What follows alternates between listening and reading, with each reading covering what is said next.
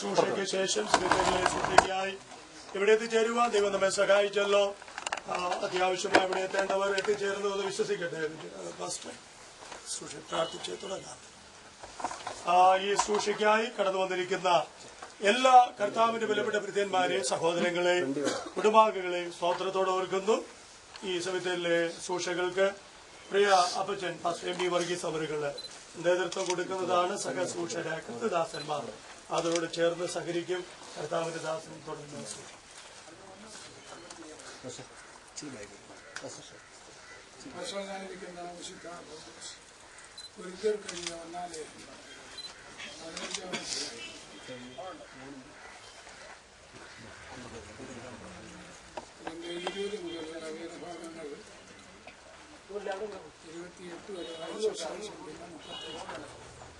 എന്നാൽ ക്രിസ്തു നിദ്ര കൊണ്ടവരിൽ ആദ്യഫലമായി മരിച്ചവരുടെ നിന്ന് ഉയർത്തിരിക്കുന്നു.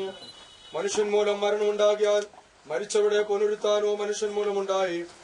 ആദാമിൽ എല്ലാവരും മരിക്കുന്നത് പോലെ ക്രിസ്തുവിൽ എല്ലാവരും ജീവിപ്പിക്കപ്പെടും.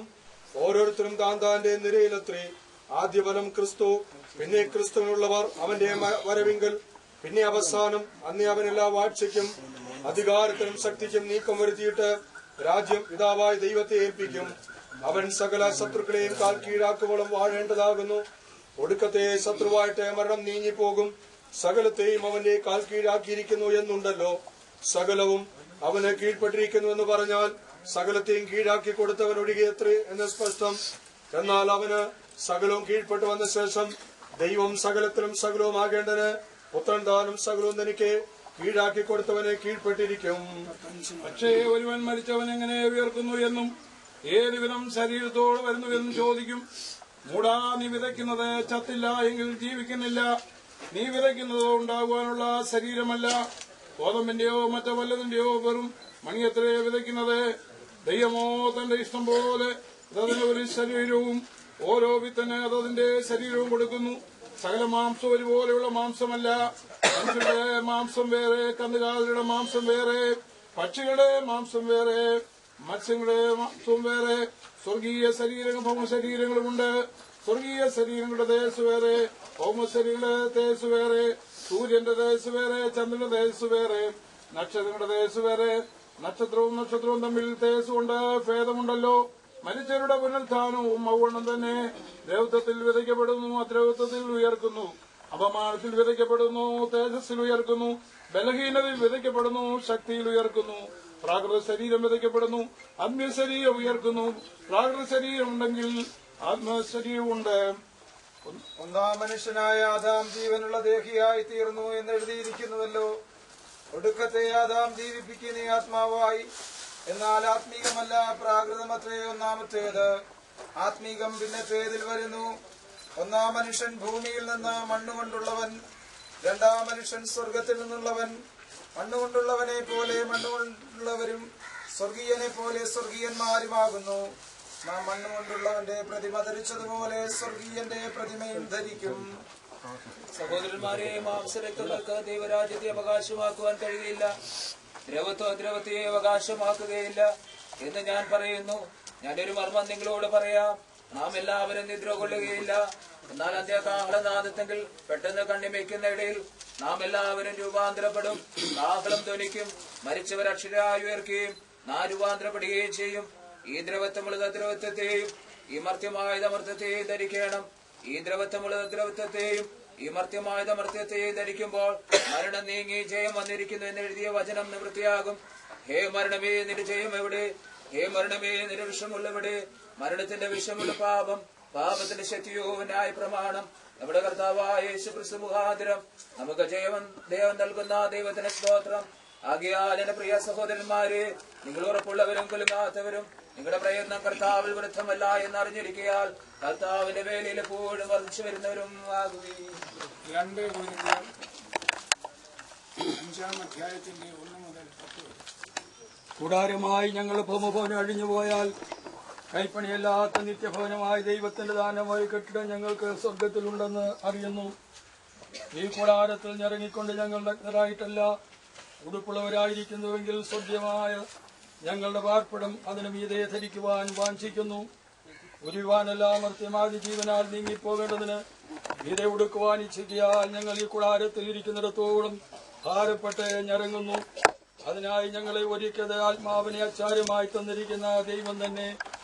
ആകയാൽ ഞങ്ങളെല്ലായ്പ്പോഴും ധൈര്യപ്പെട്ടും ശരീരത്തിൽ വസിക്കുമ്പോഴൊക്കെയും കർത്താവിനോടകന്ന് പരദേശികളായിരിക്കുന്നു എന്നറിയുന്നു. കാഴ്ചയാലല്ല വിശ്വാസത്താലത്രേ ഞങ്ങൾ നടക്കുന്നത്.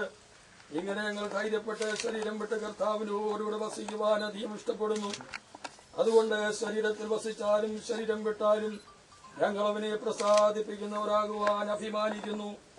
അവനവൻ ശരീരത്തിലിരിക്കുമ്പോൾ ചെയ്തത് നല്ലതാകിലും തീയതാകിലും അതിന് തക്കവണ്ണം പ്രാപിക്കേണ്ടതിന് നാം എല്ലാവരും ക്രിസ്തുവിന്റെ ന്യായാസനത്തിന് മുൻപാകെ വെളിപ്പെടേണ്ടതാകുന്നു. 1 തെസ്സലോനിക്കർ 4-ാം അധ്യായത്തിന്റെ 13 മുതൽ 18 വരെയുള്ളത്.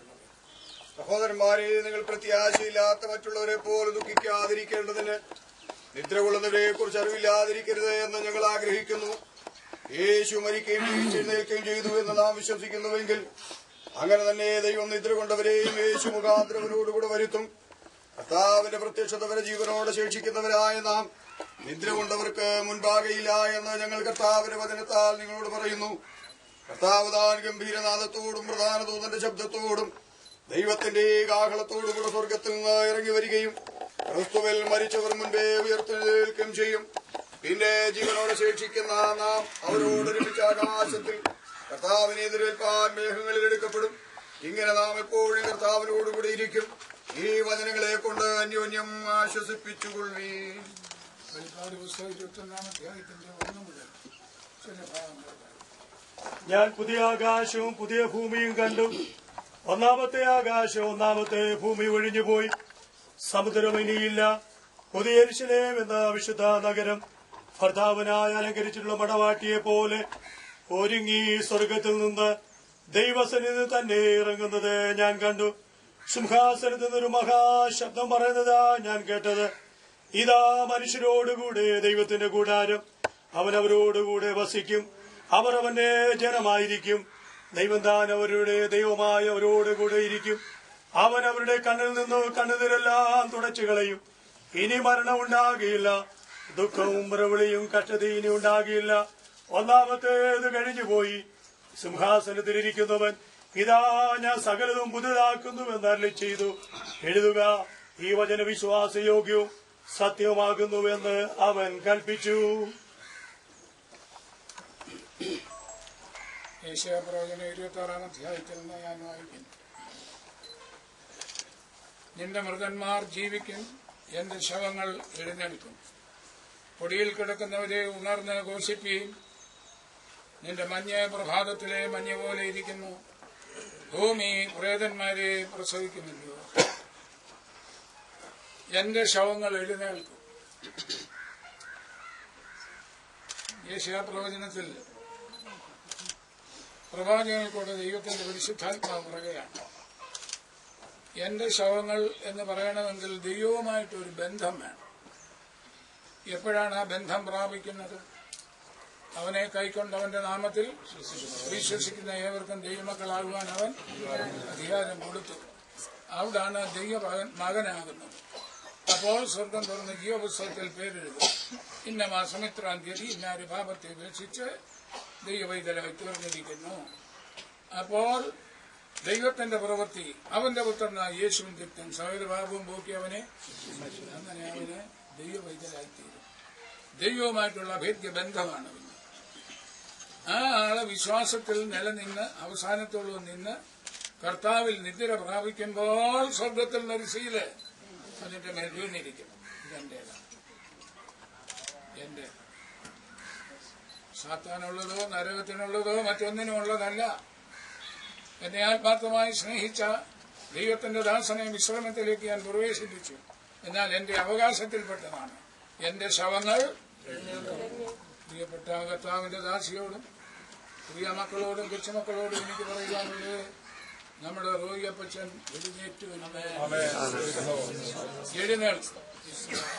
എഴുന്നേൽക്കുമ്പോൾ എങ്ങനെ വായിക്കുന്നു? കൊടിയിൽ കിടക്കുന്നവരെ ഉണർന്ന് എഴുന്നേൽക്കുന്ന സമയത്ത് ഈ പ്രകൃതിയിലല്ല പിന്നെ കാണുന്നത്. ഇപ്പോൾ നിശ്ചലമായി കിടക്കുക. ഘോഷത്തോടെ വരും.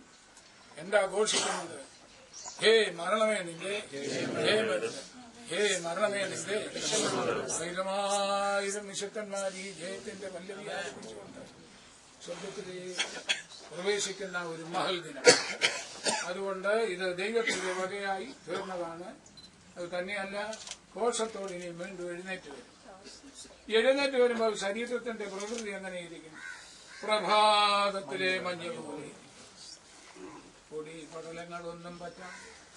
തേജോപൂർണമായി പ്രഭാതത്തിലെ മഞ്ഞൊക്കെ വീഴുന്ന സമയത്ത് അമേരിക്കയിലൊക്കെ പോയിട്ടുള്ളത് കാണാം. സ്നോ പെയ്യുമ്പോൾ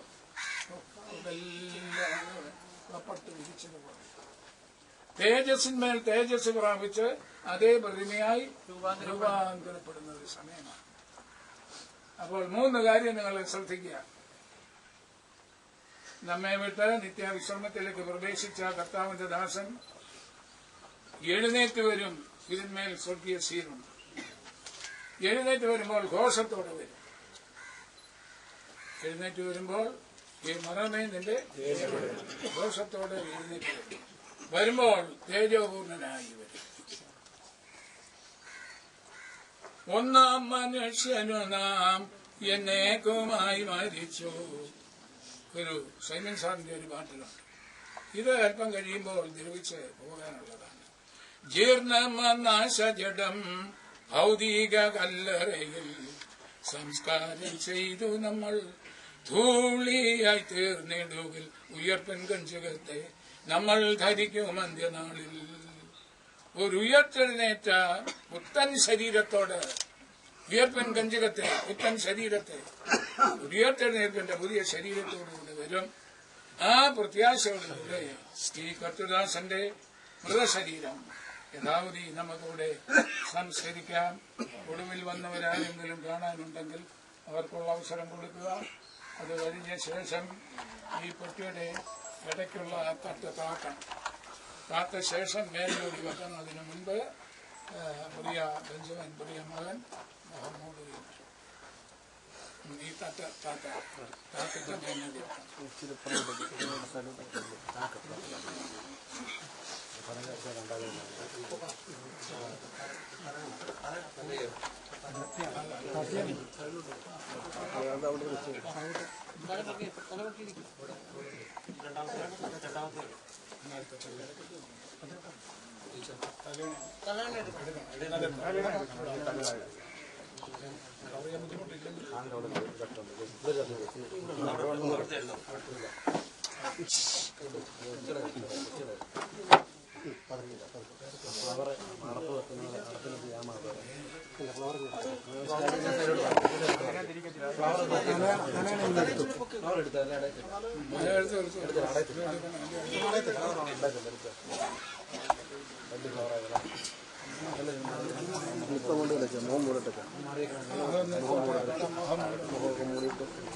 കർത്തൃകാകളം യുഗാന്ത്യകാലത്തിൽ ധ്വനിക്കുമ്പോൾ നിത്യമാം പ്രഭാതശോഭിതത്തില്ല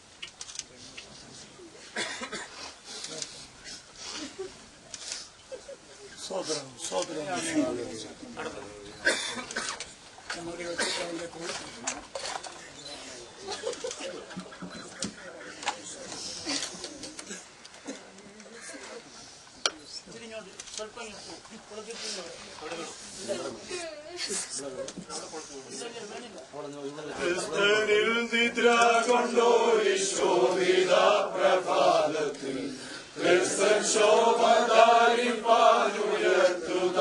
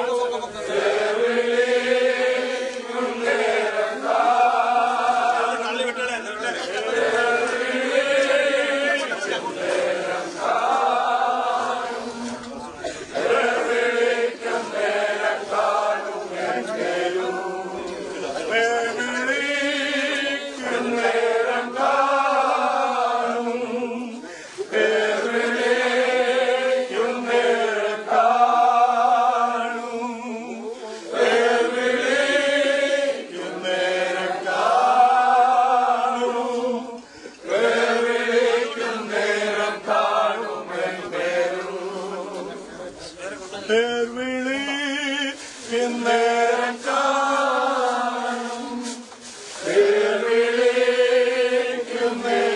കാണും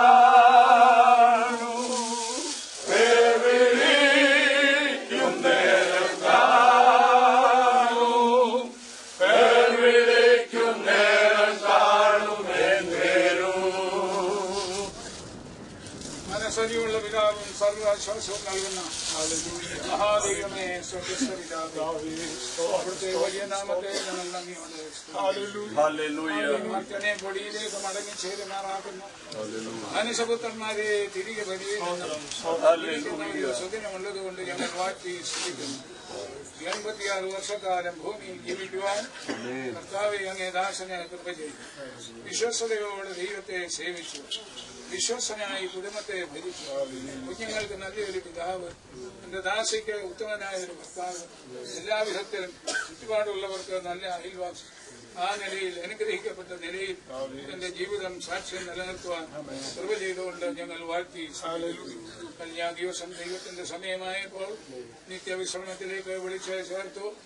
ആത്മാവ് അവിടുത്തെ സന്മുഖം കണ്ടാശ്വസിക്കുമ്പോൾ അത് അധിവസിച്ചതായ മൺകൂടാരം ക്രിസ്തീയ ധർമ്മമനുസരിച്ച് ആ വിധി ഞങ്ങളിവിടെ സംസ്കരിക്കുകയാണ്. ഞങ്ങൾ വായിച്ച് കേട്ടതുപോലെ ഈ ദ്രവത്വമുള്ളത് അദ്രവത്വത്തെയും ഈ മർത്യമായത് അമർത്യതയും ധരിക്കുന്ന ഒരു ദിവസമുണ്ട്.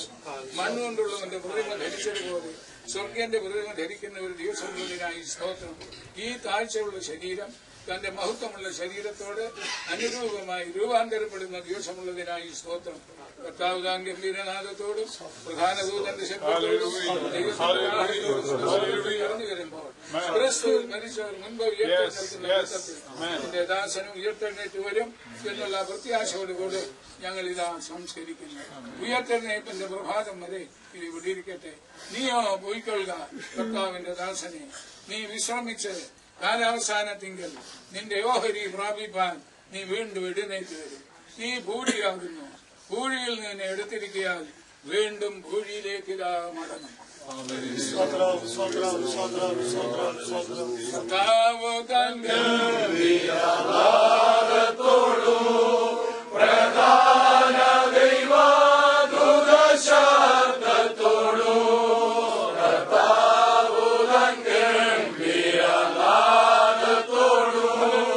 പ്രധാന ദൈവദൂത ശബ്ദത്തോടു സ്വർഗത്തിൽ നിന്നിറങ്ങി വന്നിടുമ്പോൾ സ്വർഗത്തിൽ നിന്നിറങ്ങി വന്നിടുമ്പോൾ എത്രയോ സന്തോഷം എത്രയോ സന്തോഷം എത്രയോ സന്തോഷം മധ്യാകാശത്തിൽ എത്രയോ സന്തോഷം എത്രയോ സന്തോഷം എത്രയോ സന്തോഷം മധ്യാകാശത്തിൽ. ദൈവത്തെ ഒന്ന് സ്തുതിക്കും. നല്ല പിതാവേ, ഞങ്ങൾക്ക് നൽകിയ എല്ലാ വിശ്വാസത്തിനായി എന്റെ വാത്സല്യപ്പറ്റ വിശ്രമത്തിനായി വീട്ടിലേക്ക് വന്നു. അപമുദിയ ശരീരത്തോടുള്ള മുതലെ സൂക്ഷിക്കുന്ന ദൈവത്തോളം ആരിച്ചറിയും. ഭക്തിയുള്ള പുരുഷന്മാർ സ്തേഫാനോസിനെ അടക്കം ചെയ്ത വചനം പോലെ അല്ല ദൈവദാസന്മാർ ദൈവമക്കൾ ഒന്നിച്ചു ചേർന്ന് അവിടുത്തെ സൂക്ഷിച്ച വിശേഷാശ്വത്തെ സൂക്ഷിക്കുന്നു. ഈ ആത്മസാന്നിധ്യം ഇവിടെ ഉണ്ടായിരുന്നല്ലോ കർത്താവ്. ഞങ്ങളുടെ പ്രിയ അമ്മാവനെ ദൈവം സഹായിക്കണമേ. ഈ മാതാവിനെ ദൈവം ബലപ്പെടുത്തണമേ. മക്കൾ മരുമക്കൾ കൊച്ചുമക്കൾ എല്ലാവരെയും ദൈവങ്ങളെ ഏൽപ്പിക്കുന്നു. അവരെ കണ്ണുകളെ തുടയ്ക്കണമേ. ഇനി മരണമില്ല, ദുഃഖമില്ല, മുറവിളിയില്ല.